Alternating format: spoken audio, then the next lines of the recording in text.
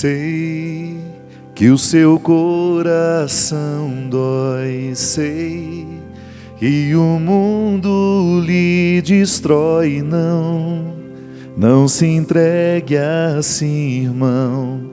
Vale a pena viver, nova vida viver. Vem, deixe tudo para trás, sim. Nova vida você vai ganhar se a Jesus se entregar. Vale a pena tentar, vem experimentar.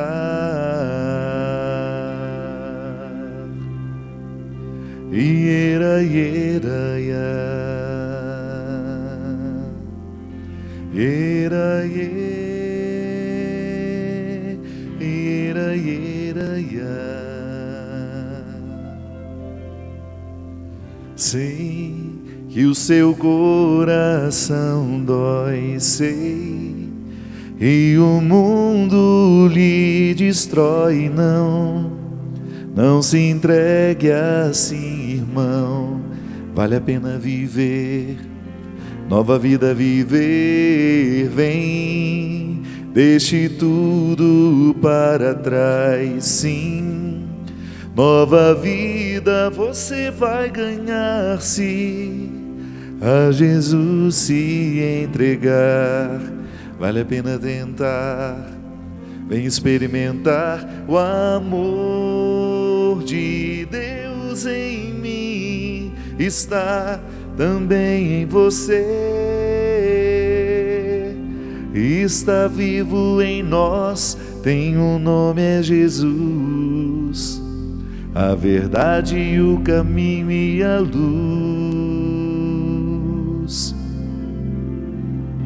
Ele veio nos dar a paz, seu amor é demais. Está vivo em nós, tem um nome, é Jesus. A verdade, o caminho e a luz. Iera, iera, iera,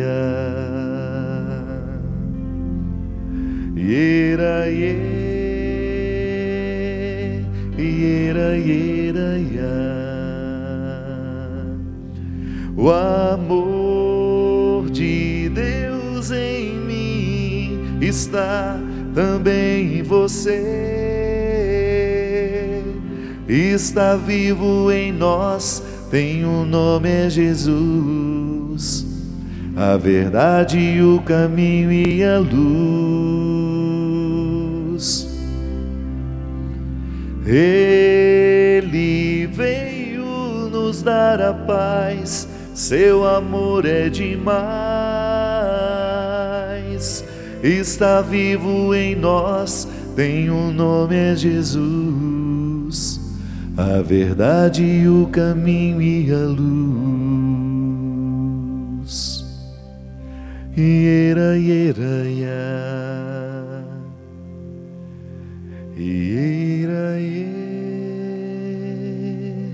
iera, iera, iera. Muito boa noite, é com muita alegria que nós começamos mais um programa de direção espiritual.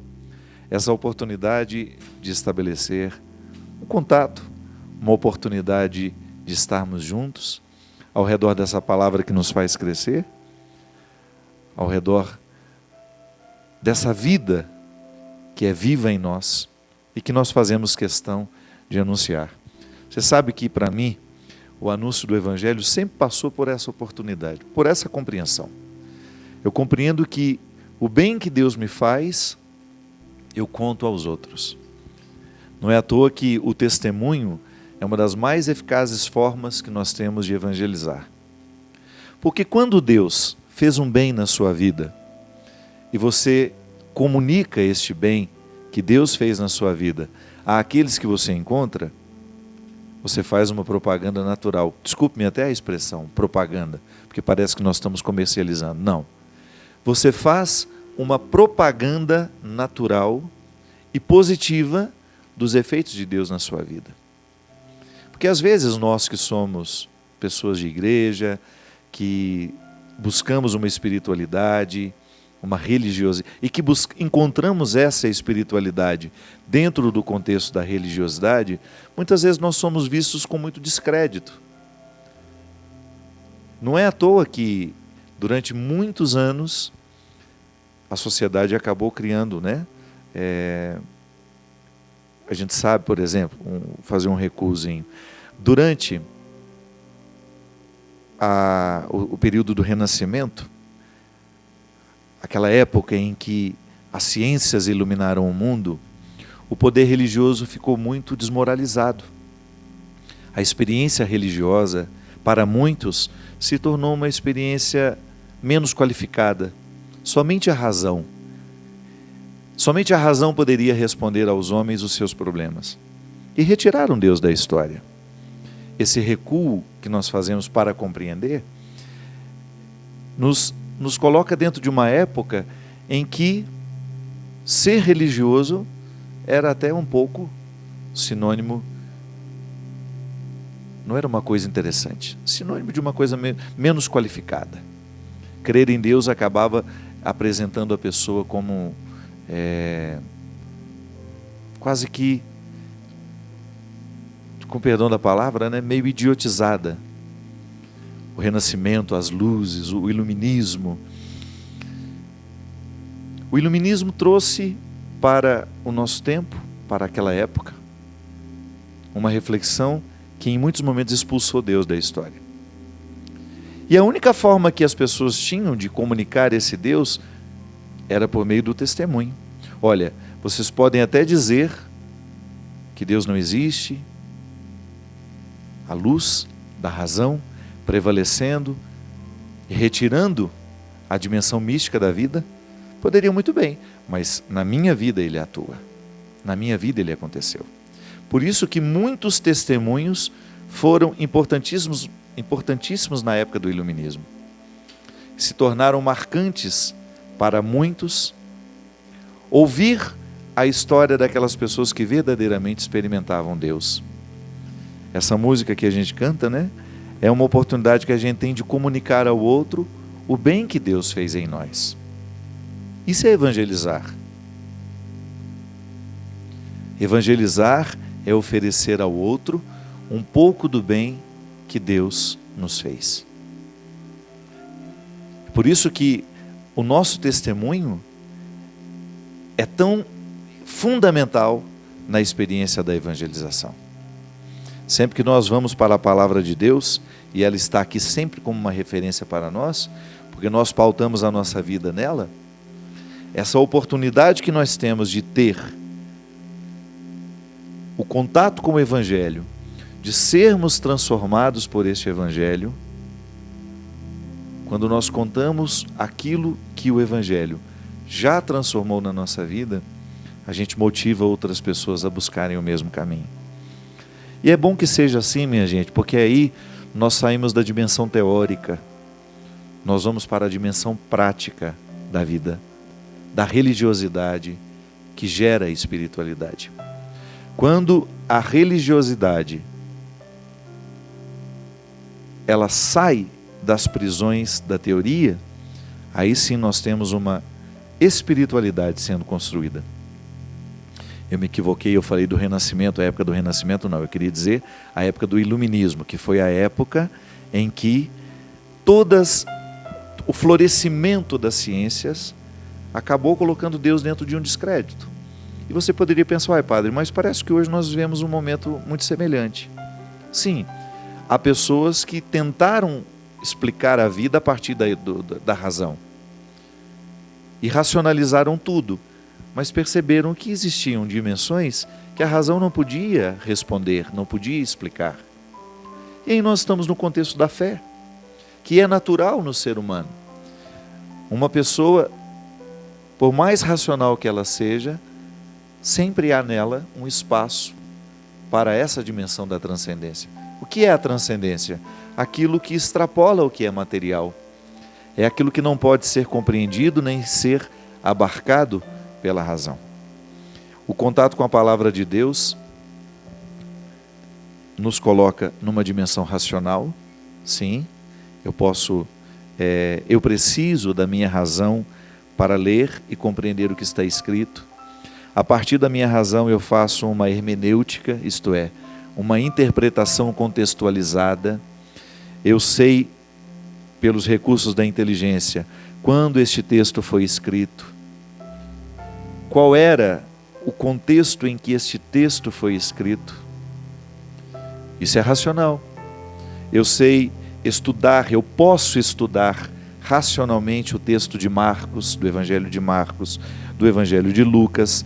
Eu posso estudar racionalmente as cartas de Paulo e não preciso nem ter fé para isso.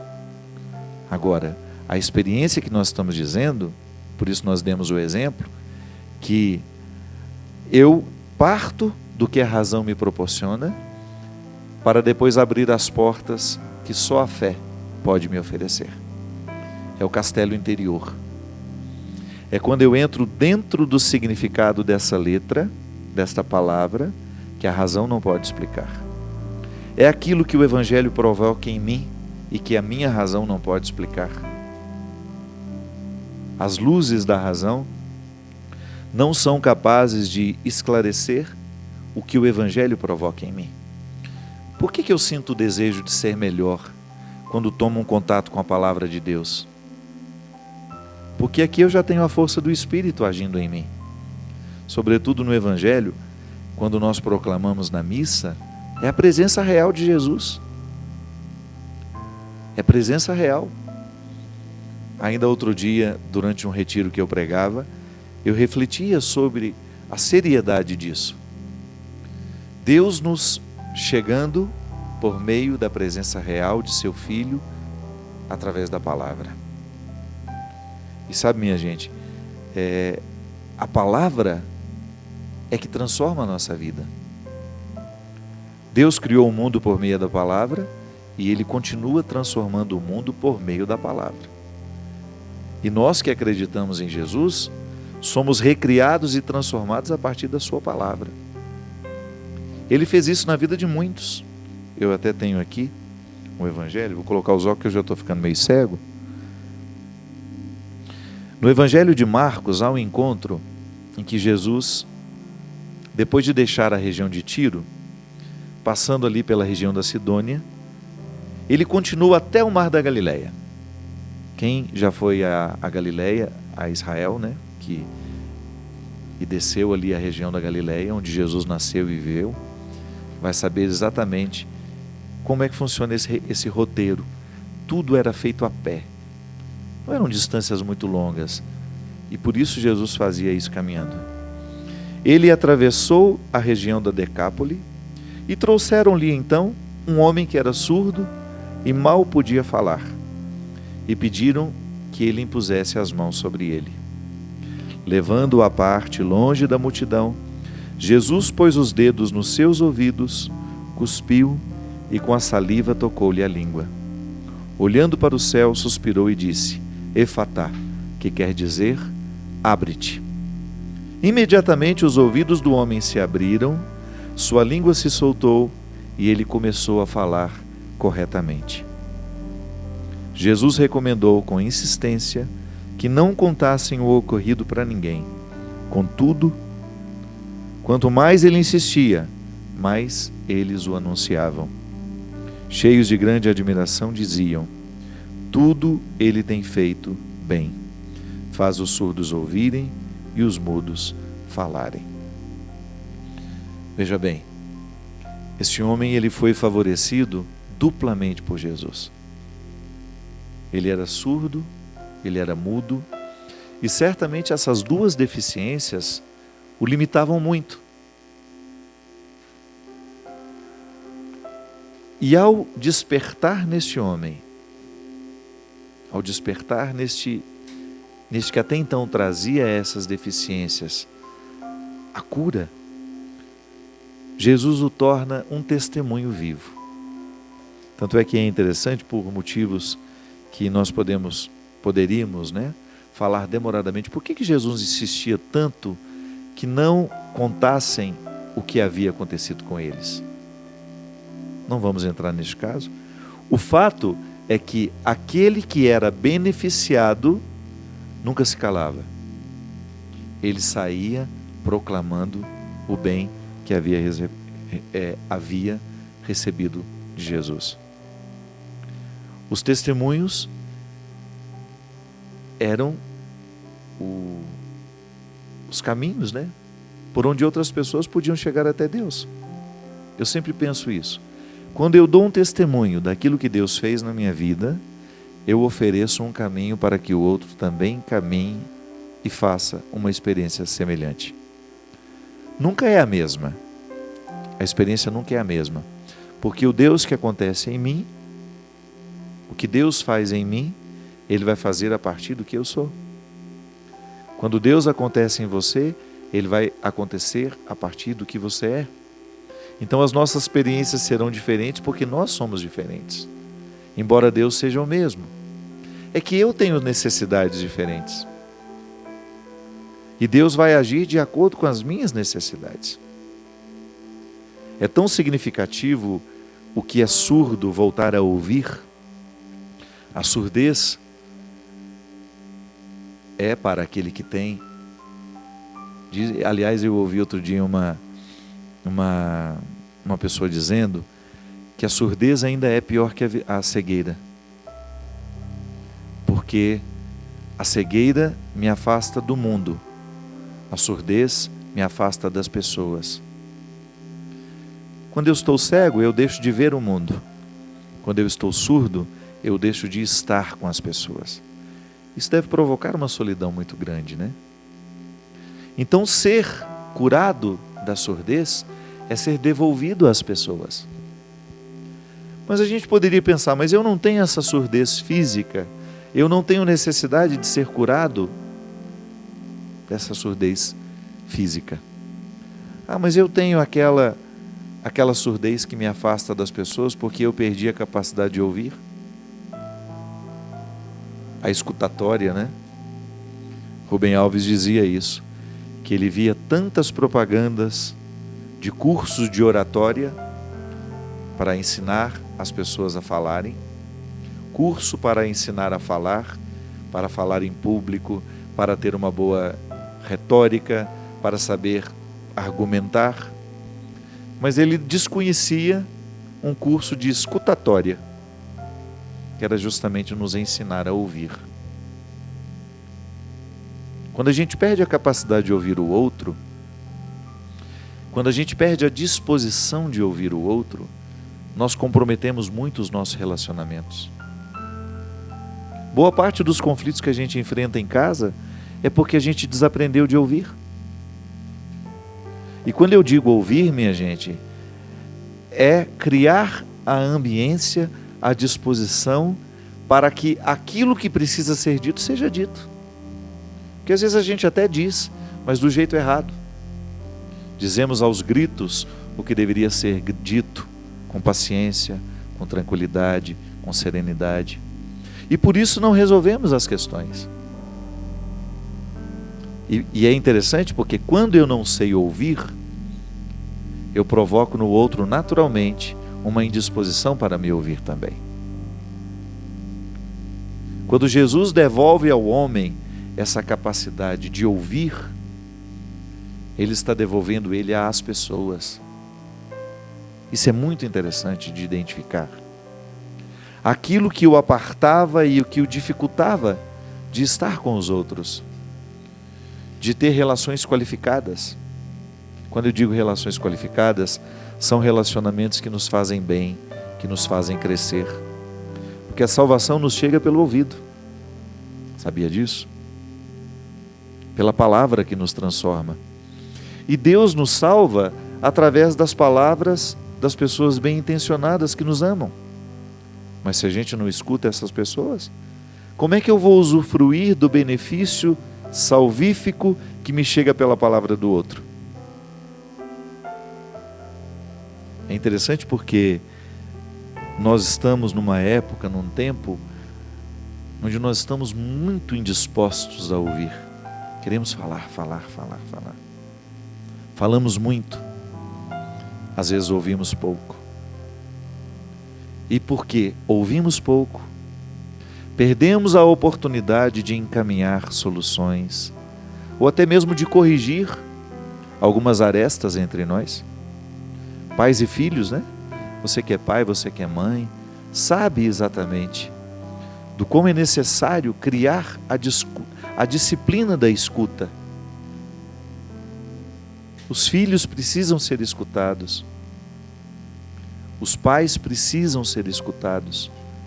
Se a relação não é pautada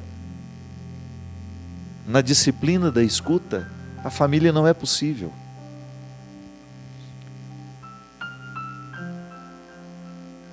E às vezes, há pessoas que estão há um longo tempo tentando nos dizer, tentando nos falar, e nós não criamos a disposição interior, ou até mesmo exterior. Porque dependendo da cara que a gente faz para o outro, ele sabe exatamente que não pode dizer nada para nós. E aí nós vamos ficando surdos, embora tenhamos a capacidade de ouvir. Embora tenhamos a capacidade de ouvir, nós continuamos surdos. Ou então é aquela surdez que o outro nos diz a verdade, o outro diz tudo o que nós precisamos ouvir para melhorar, para mudar de vida, e nós interpretamos aquilo como uma afronta, como um desaforo. Não está sabendo ouvir. Deus nos chega pela palavra daquele que nos ama, Deus nos chega através daquele conselho que nos convida. E como é que você sabe que é uma palavra de alguém que salvar? Quando você percebe que existe uma coerência naquilo que o outro está dizendo. Porque às vezes o que nos irrita não é que o outro nos falou a verdade, é que nós não queremos assumir que o outro nos falou a verdade. Então a gente escuta, fica irritado com o que o outro nos disse, não é porque ele não tinha razão, não. É porque ele estava coberto de razão, nós sabemos disso, mas não queremos assumir que ele tinha razão no que disse. Então, a nossa surdez também se manifesta aí.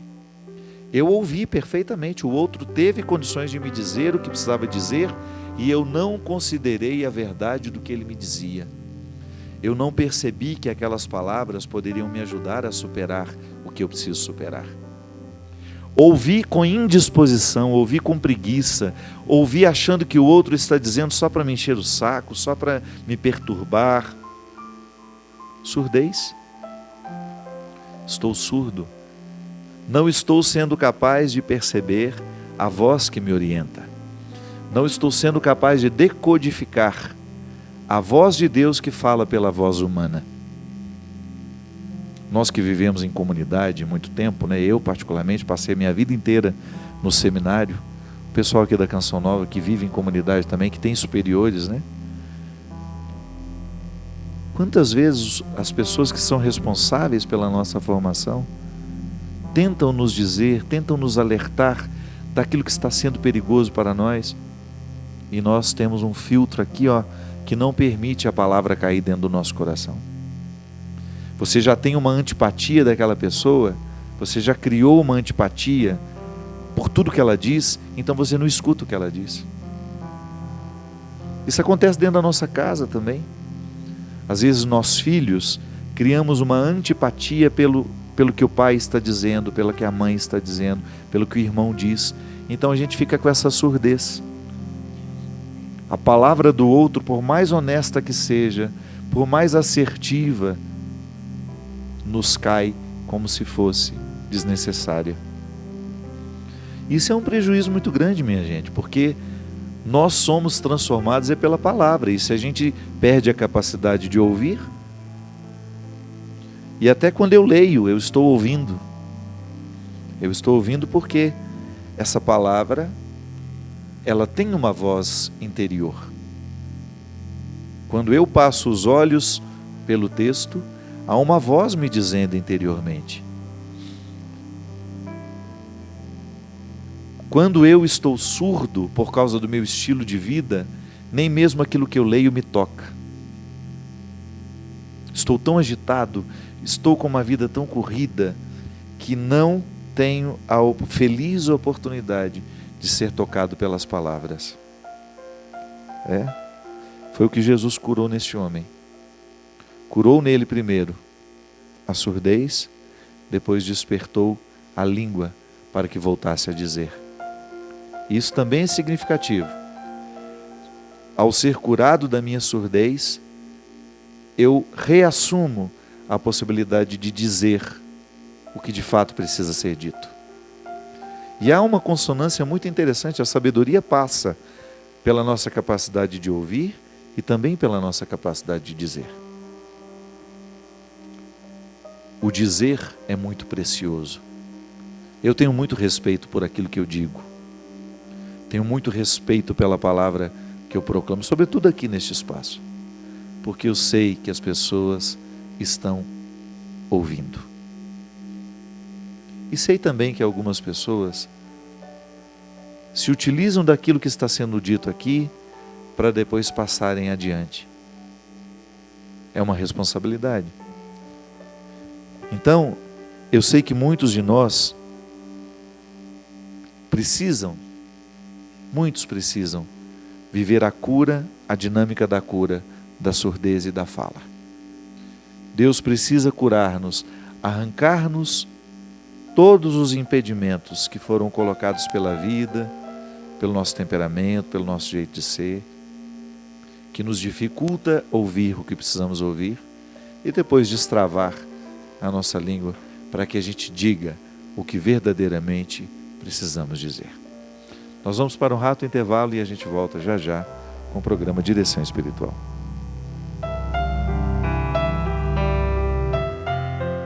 Estamos de volta com o programa Direção Espiritual. Obrigado você que nos divulga, que a gente sabe que o programa Direção Espiritual chega ao conhecimento de muitas pessoas através de outras que telefonam, que dizem, que comunicam. Sabe canção nova? Tem um programa toda quarta-feira, com reprise no sábado. Eu agradeço muito às pessoas que se sentiram beneficiadas pelos efeitos deste programa, que eu volto a dizer, aqui a matéria-prima deste programa é a nossa vida, que às vezes é partilhada, ou às vezes é refletida, sem mesmo nenhuma partilha, nenhuma história, mas a partir do próprio Evangelho, daquilo que Deus nos sugere, ou então daquilo que eu tenho vivido, percebido, sentido, e Deus acaba acontecendo no coração de muita gente. Então nós somos muito gratos a todos aqueles que nos divulgam. Eu sei também que o programa Direção Espiritual é replicado através das redes sociais, com pequenos trechos no Twitter, ou até mesmo o programa inteiro no YouTube, também através do Facebook. São muitas as mídias que hoje as pessoas têm à sua disposição, e eu acho muito interessante que esses recursos, as redes sociais, sejam também utilizados para a gente poder propagar o que nos faz bem. Boa noite, seu Christian. Muito obrigado pela sua presença. Hoje nós estamos aqui em Campos do Jordão, mais uma vez, dando continuidade a essa oportunidade que nós tivemos de vir aqui na semana passada. Já tivemos o nosso programa aqui e hoje também, claro, um programa gravado, mas levando a você um pouco os ares da serra, desse lugar tão bonito, tão especial, que me faz tão bem a alma.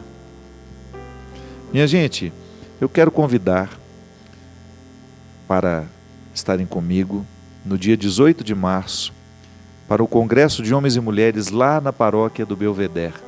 Nossa Senhora Rainha, não é isso? Do Padre Alexandre? Meu querido Padre Alexandre, organizando então para o dia 18, eu tenho uma pregação de manhã e à noite eu tenho um show, no dia 18 de março, então em Belo Horizonte.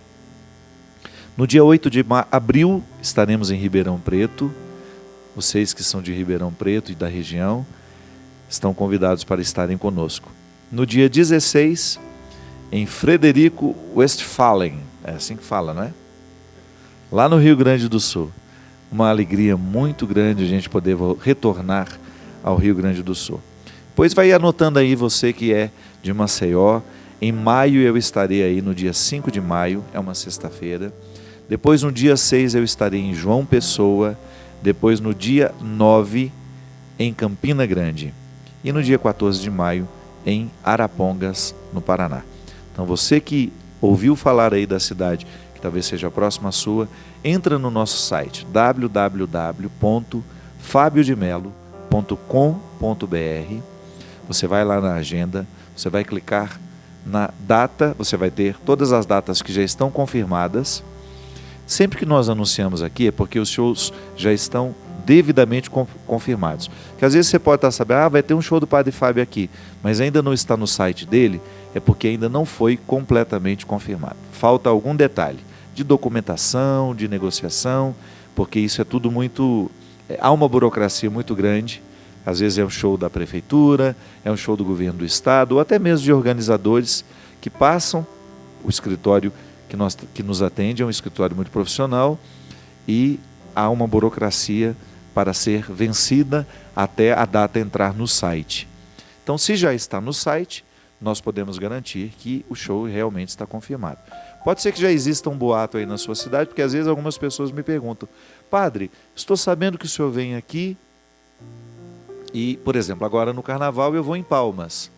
Já está divulgado, mas como é um evento da prefeitura e a documentação não está totalmente pronta, porque as prefeituras vivem uma burocracia muito grande, né? E está certo, tem que ser assim mesmo, é tudo muito fiscalizado.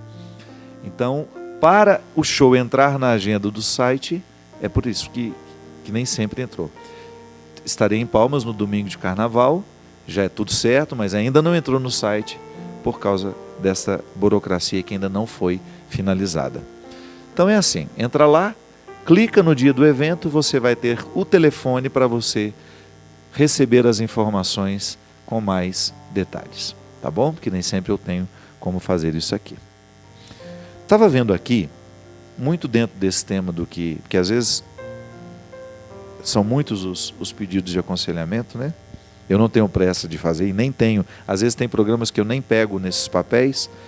Quando a conversa é boa, eu sei que ela já naturalmente esclarece muitas coisas, muitas perguntas, aquelas que estão aqui. Mas hoje coincidentemente, eu estava olhando aqui no intervalo, eu vi que existe um pedido de reflexão de um homem que tem 30 anos, ele não quer se identificar, a esposa tem 27, eles estão há 5 anos casados e já tem 8 meses em que eles começaram a viver uma crise. Essa crise começou quando a esposa perdeu o interesse pelo sexo. Claro, perdeu o interesse pelo sexo, naturalmente perdeu também o carinho, o que é um prejuízo ainda maior, né? Eu sempre digo que quando você tem uma crise, e isso é natural, os casais sabem muito bem disso, não estou falando nenhuma novidade. Na vida de casado há crise, sim, do interesse sexual. Mas quando o carinho continua, parece que a crise fica mais fácil de ser superada. Mas aqui não. Neste caso, perdeu também todas as instâncias do carinho. Ficou uma relação muito dura. E ele está dizendo que a ama muito e que por causa deste amor ele ainda não traiu, mas que ele está sentindo que não terá outra solução a não ser viver a traição. E que, se não houver uma solução para o problema, vai então pedir a separação. Mas ele está dizendo aqui que ele se sente muito torturado por isso, por ver no conflito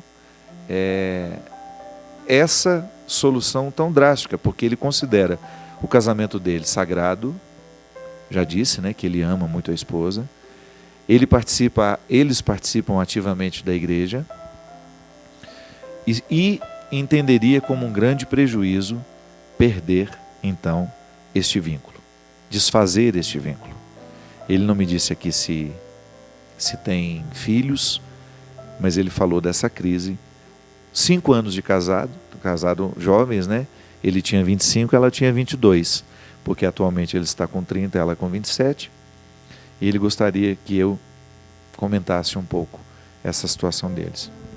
Bem, primeira coisa que Toda vez que nós estamos enfrentando uma crise matrimonial, nós não, eu nunca me casei, né? Às vezes algumas pessoas até ficam dizendo assim, ué padre, o senhor não casou e fica dando conselho para quem casou? Pois é, o ginecologista também, homem, também nunca pariu um filho para poder conduzir um parto. Então a gente está justificado, né? A gente já viu muita gente, a gente já viu muita gente casada. Eu nasci dentro de um lugar onde o casamento foi muito bem sucedido, graças a Deus, com todas as dificuldades do meu pai e minha mãe. Meu pai faleceu, ele era ainda casado com a minha mãe. Então a gente sabe por aquilo que vê, por aquilo que lê, por aquilo que convive. E também é apenas uma palavra, não é uma solução. A nossa reflexão, eu não estou aqui pretensioso, dizendo que estou dando uma solução aos problemas que eu comento. Não, é apenas uma reflexão que pode ou não ajudar. Eu particularmente penso que o casamento, ele só é possível de ser duradouro quando ele passa pela experiência da escuta, quando ele passa pela experiência da fala. Mas eu não estou dizendo que essa fala e essa escuta, ou melhor, vou reformular. Quando eu falo fala, quando eu sugiro que o casamento precisa ter fala e escuta, eu estou falando daquilo que eu chamo de enfrentamento. Muitas vezes nós temos um conflito entre nós não dizemos, nós vamos permitindo que o tempo vá multiplicando as instâncias do conflito e daqui a pouco o conflito ficou muito maior do que nós. Por exemplo, depois de 8 meses de total desinteresse pelo sexo, esse rapaz começa a pensar na possibilidade de desfazer o vínculo por causa disso. Veja bem, minha gente, nos primeiros sinais de desinteresse, a gente tem que conversar. Ou até mesmo para buscar soluções. A mulher, ela funciona com outro mecanismo muito diferente do nosso. A sexualidade do homem é toda para fora, né? A mulher é toda mais interna. E às vezes há um conflito até em relação ao prazer que a mulher sente. Isso aqui vale para todos os que assistem agora. Você já teve coragem de perguntar à sua esposa se ela está satisfeita com a vida sexual que vocês têm? Porque às vezes as mulheres, elas ficam muito caladas, elas passam pelo conflito sem dizerem nada. E depois, porque não se realizam, e por motivos que são diversos, às vezes os homens interpretam a sexualidade muito mais como uma satisfação de uma necessidade biológica, o que é terrível. Na vida matrimonial, o sexo, ele tem que recrutar todas as dimensões do respeito e da sacralidade que o outro tem. E por isso precisamos falar sobre isso, sim. Uma vez eu tive uma oportunidade de conversar com a mãe sobre isso, com a minha mãe. É claro que é difícil. Você pergunta, mãe, como era a sua vida sexual com meu pai? E ouvir da minha mãe o que eu ouvi foi, meu Deus, como essa mulher foi resignada. Você sabe muito bem, Cristian, que às vezes no casamento, a mulher, ela sofre muito por causa da vida sexual. Às vezes ela não tem nenhuma... Como é que nós podemos dizer isso? A mulher, a satisfação sexual da mulher é muito diferente, porque ela requer muito a dimensão do carinho. Você que é marido sabe disso. O quanto a Camila se realiza com você como homem, sobretudo quando você é carinhoso. O carinho, ele faz com que a vida sexual seja muito mais satisfatória. O problema é quando no casamento separa-se a relação genital da relação sexual. Mas, padre, mas são duas coisas diferentes? Sim. A relação genital é aquela que se reduz à dimensão biológica do sexo. E essa pode ser frustrante. A relação sexual, ela engloba o carinho, ela engloba o todo das pessoas. E quando no casamento não se fala sobre isso, quando não se tem esse enfrentamento, é possível que essas insatisfações fiquem registradas, fiquem guardadas, e em algum momento isso vai se manifestar da pior forma, que é o total desinteresse pelo outro. Porque quando uma das pessoas que compõem essa relação sente-se desrespeitada ou até objetificada pelo outro, porque o que é a objetificação?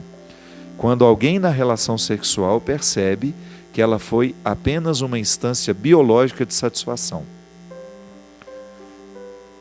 Acabou o sexo, ou aquele sexo quase que animalesco, sem carinho, sem respeito, isso tem prazo de validade. O que faz a vida sexual de um casal ser frutuosa é quando ela nunca perde a dimensão do afeto, do carinho. Aí é verdadeira vida sexual. Não se limita a ser uma vida genital. Não se limita a ter uma relação genital, mas tem uma relação sexual.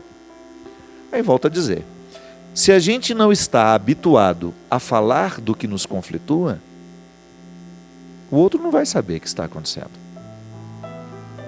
E aí, minha gente, vale para todas as dimensões da vida familiar. Se nós não colocamos os problemas de forma organizada e ordenada, eu até costumo dizer que a gente precisa criar situação para falar do problema. Porque às vezes a gente quer resolver o problema dando um grito e saindo da porta, pela porta fora. Não. Isso não resolve o problema, isso não é comunicação. Às vezes nós queremos resolver os nossos conflitos com os nossos filhos aos gritos, no momento que não é apropriado, num formato que não é apropriado. Às vezes marido e mulher querem resolver os seus conflitos sexuais também quando os ânimos estão exaltados. Não. Marca um jantarzinho, né? Organiza alguma coisa na sua casa só para você e ele. Ou quando é seu filho que está precisando ouvir alguma coisa. Meu filho, vamos sair comigo hoje? Só nós dois? Vamos jantar fora? Mas cria a situação. Não permita que o celular fique ali no meio, interrompendo a comunicação entre vocês. Olha, nós vamos desligar o celular, porque nós vamos ter meia hora de conversa. Durante meia hora você não responde seus WhatsApps, você não vê as suas redes sociais, e eu farei o mesmo, porque eu preciso ter uma conversa séria com você. Você estabelece o momento. Você marca no tempo que houve uma conversa para discutir um determinado assunto. Aí sim, a escuta e a fala ganham uma outra autoridade. Mas nós muitas vezes queremos resolver os conflitos, os problemas, sem termos criado a situação. Nós queremos resolver os nossos problemas sem falar e sem ouvir do jeito certo. Porque há um jeito certo de dizer as coisas. Às vezes nós vamos dizer algo muito pesado, muito difícil, e nós podemos fazer isso sem que isso pareça tão afrontoso ao outro. Vai depender da forma como nós fazemos. Um sorriso nos lábios para poder falar com mais serenidade, o tom de voz, tudo é um aprendizado. Posso dizer coisas pesadas ao outro e ele me ouvir de um jeito leve. O conteúdo era pesado, mas eu busquei uma forma de dizer leve. Eu, particularmente, acho que o formato da nossa comunicação precisa diariamente ser analisado e percebido. Nós muitas vezes não fazemos uma crítica da nossa maneira de falar. E às vezes também não nos perguntamos se nós estamos sabendo ouvir. Se a gente não sabe falar, se a gente não sabe ouvir, nós teremos muita dificuldade de ter relações saudáveis com os nossos filhos, com os nossos maridos, com as nossas esposas, com nossos irmãos e até mesmo com nossos amigos. É um aprendizado. E eu acho que a nossa vida cristã ela perpassa todas as nossas dimensões, inclusive me ensinando um jeito de falar, um jeito de ouvir. Eu, porque sou cristão, devo ter um jeito específico de ouvir o outro. É meu empenho, é meu desafio. E a gente sabe muito bem como é interessante, como nos faz bem encontrar alguém que sabe ouvir. Às vezes nós andamos longas distâncias para termos a oportunidade de encontrar uma pessoa que é especialista em escutatória. Da mesma forma como andamos longas distâncias também para escutar uma pessoa que sabe dizer. Aquela pessoa que parece que abre um caminho na nossa alma com a palavra que diz. São as pessoas naturalmente conselheiras que se exercitaram nessa arte. Mas isso não vem da noite para o dia, não. É exercício. Eu, por exemplo, se o Christian vem me falar de um problema, se ele vem me contar uma situação que está pesada, está difícil para ele, eu posso, num primeiro momento, já criar uma indisposição de ouvi-lo. E não vou ouvir, ainda que eu escute tudo o que ele me disse. Porque o ouvir é diferente do escutar. Né? É mais profundo. Você escutou o que eu disse? Escutei. Mas você me ouviu? Não, eu não ouvi. Porque aquilo não repercutiu dentro de mim. É apenas uma informação que eu não processei porque não senti junto com ele. Eu só ouvi quando eu senti o que ele me disse. Porque quando eu sinto, eu de fato me envolvo. Se eu não sinto, não houve envolvimento. Quantas vezes você tenta dizer alguma coisa ao seu marido e você percebe nitidamente que ele não está sentindo com você?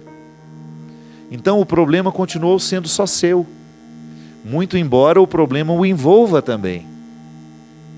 É uma dificuldade no relacionamento que ele tem um nível de responsabilidade, mas você diz para ele e ele não ouve o que você diz, porque ele não sente com você.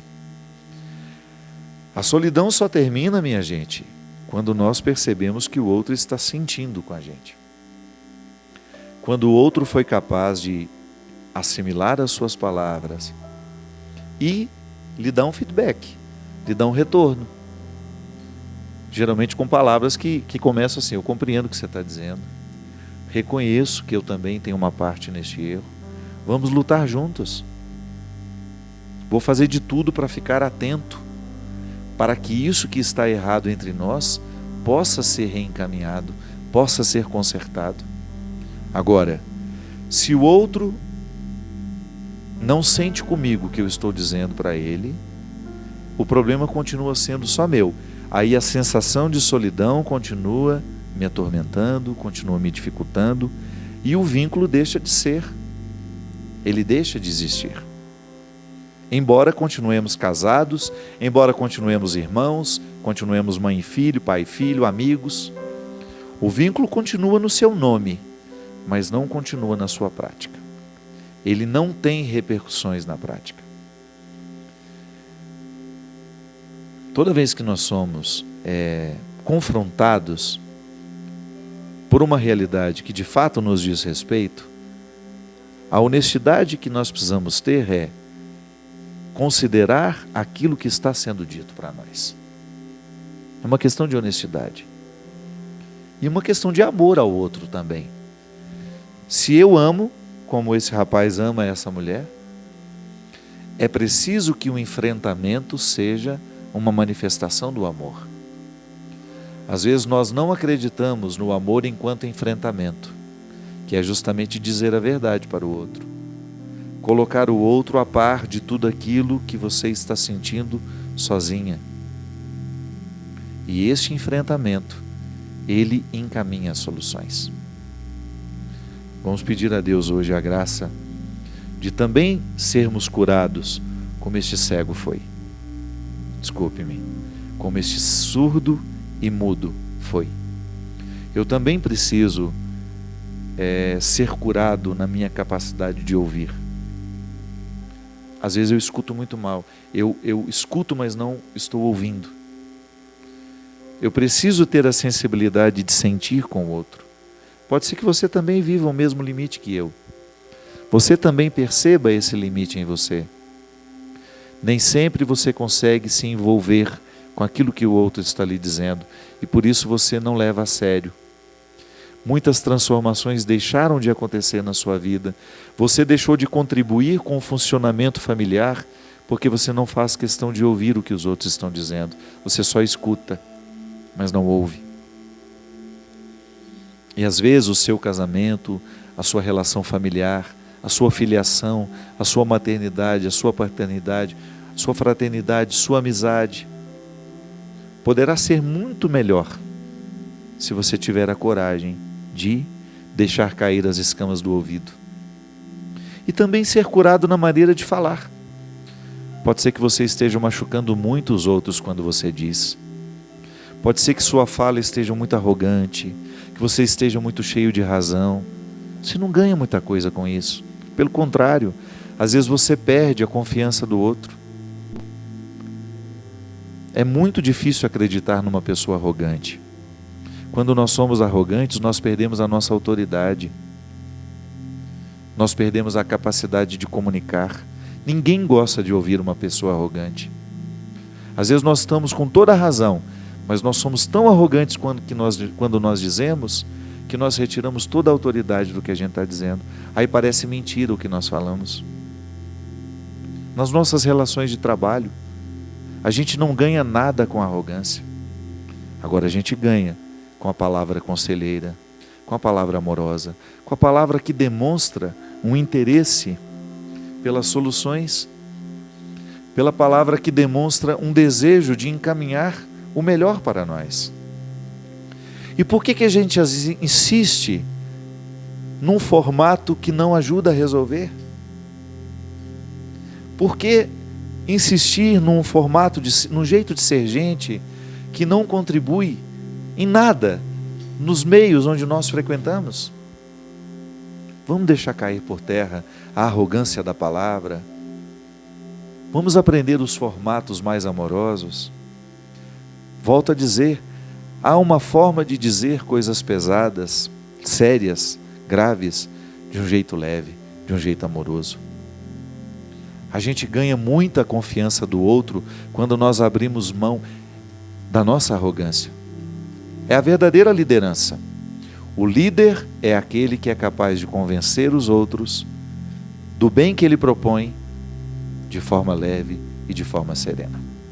E é muito bom a gente ser liderado por pessoas assim, que são capazes de propor desafios, mas com leveza. Por isso que nós somos fascinados pela palavra de Jesus, que continua nos motivando, coisas muito difíceis, porque não mudamos uma vírgula do que Jesus nos propôs.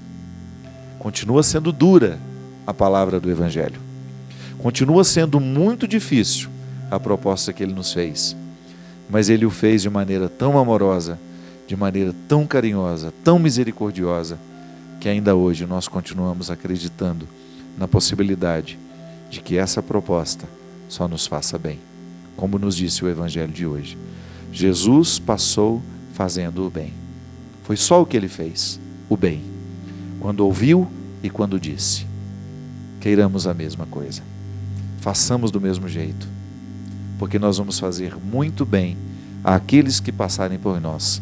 Ou porque nós ouvimos certo, ou porque dissemos o que precisava ser dito. A salvação do outro passa, muitas vezes, pela nossa capacidade de ouvir e pela capacidade de dizer. E a nossa salvação também nos chega quando alguém nos ouviu do jeito certo, ou então nos disse o que precisávamos ouvir.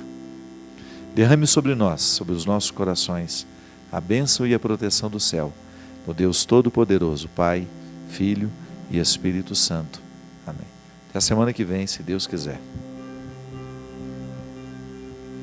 O amor de Deus em mim está também em você. Está vivo em nós, tem o nome é Jesus, a verdade, o caminho e a luz. Ele veio nos dar a paz, seu amor é demais. Está livre em nós, tem o nome é Jesus, a verdade, o caminho e a luz.